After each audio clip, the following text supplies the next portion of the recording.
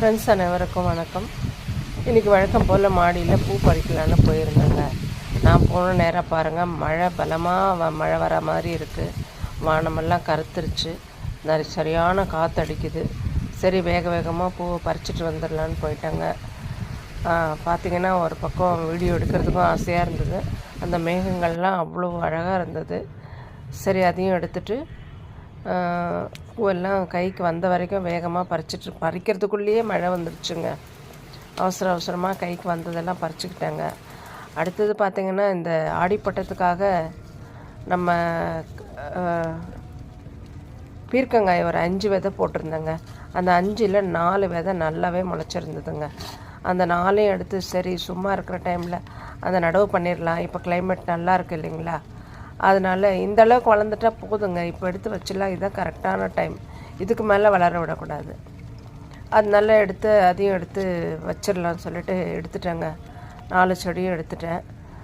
இந்த 4 செடியும் எடுத்து இப்போ நம்ம பஞ்சகாவியால் ஊற வச்சு அதை நடவு பண்ணணுங்க. ஒரு செடி கொஞ்சம் வீக்காக இருந்தது, 3 செடி நல்லா தான் இருக்குது. சரி, இருந்தாலும் வச்சுருவோம், எப்படி வருதுன்னு பார்த்துட்டு 2 செடி எடுத்துடலான்னு சொல்லிட்டு வைக்கிறாங்க. இது பஞ்சகாவியாங்க. பஞ்சகாவியால் ஊற வச்சிடலாங்க. நான் முதல்ல விதை நேர்த்தி பண்ணி அதை விதைச்சிருந்தோம்னா நல்லா இருந்திருக்கும். நான் விதை நேர்த்தி பண்ணலை. அதனால் செடி வளர்ந்ததுக்கப்புறம் அந்த வேறு பஞ்சகாவியால் நினச்சி ஒரு 20 நிமிஷம் ஊற வச்சுட்டு அப்புறம் எடுத்து நடவு பண்ணால் செடி நல்லா ஆரோக்கியமாக இருக்குங்க. பூச்சி தாக்குதல் இருக்காது, வேரழுகல் நோய் ஏற்படாது. அதனால அப்படி வச்சுருக்கேங்க. இப்போ பாருங்கள், இந்த 4மே இந்த க்ரோ பேக்கில் ஒரு கம்பியால் ஊனி வேர் அடிப்படாத அளவுக்கு 4ஐயும் வச்சிடணும். அவ்வளோதாங்க, மண் அணைச்சி விட்டுறணும்.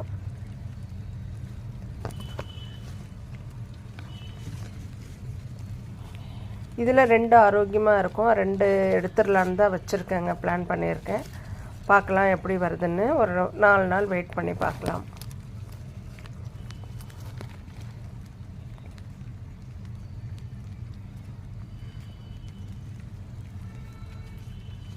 அவ்வளவுதாங்க. அதுக்குள்ளே நல்லாவே இருட்டிடுச்சு.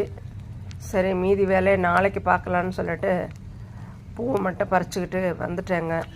அவ்வளோதான் ஃப்ரெண்ட்ஸ். இந்த வீடியோ உங்களுக்கு பிடிச்சிருந்தால் லைக் பண்ணுங்கள், கமெண்ட் பண்ணுங்கள், ஷேர் பண்ணுங்கள். மறக்காமல் நம்ம சேனலை சப்ஸ்கிரைப் பண்ணிக்கோங்க. நன்றி, வணக்கம்.